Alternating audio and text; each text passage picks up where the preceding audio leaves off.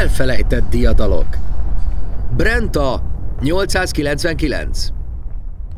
Őseinknek az ellenség 3-szoros túlereje sem okozott problémát.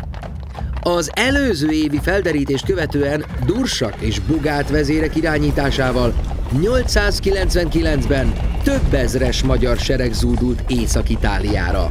Végül Berengár király nem győzött fizetni nekik, csak tudhassa magát a magyarok barátai között. A morvák korabeli vágya alapján Arnulf keleti frank uralkodó uszította eleinket Itáliára.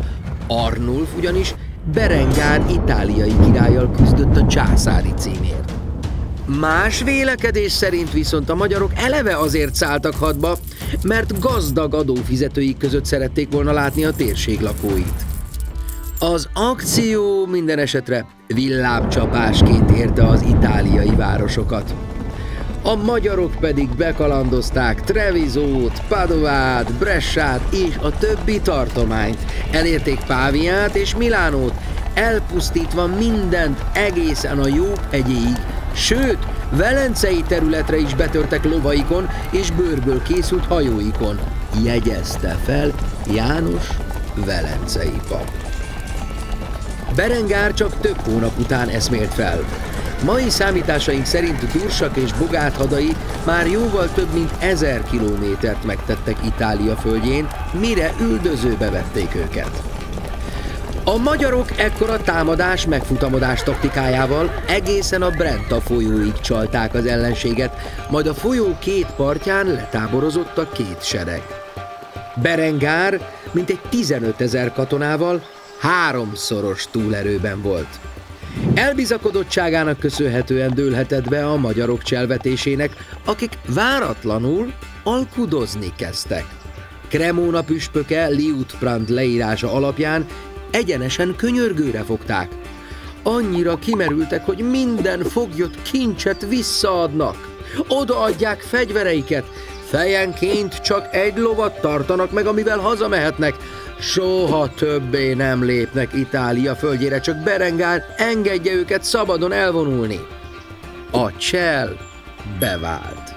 Az itáliai király és hada már elhitte, hogy a magyarok fölé kerekedett, amikor másnap, 899. szeptember 24-én eleink váratlanul átúsztattak a folyón, és kíméletlenül lecsaptak az ellenségre.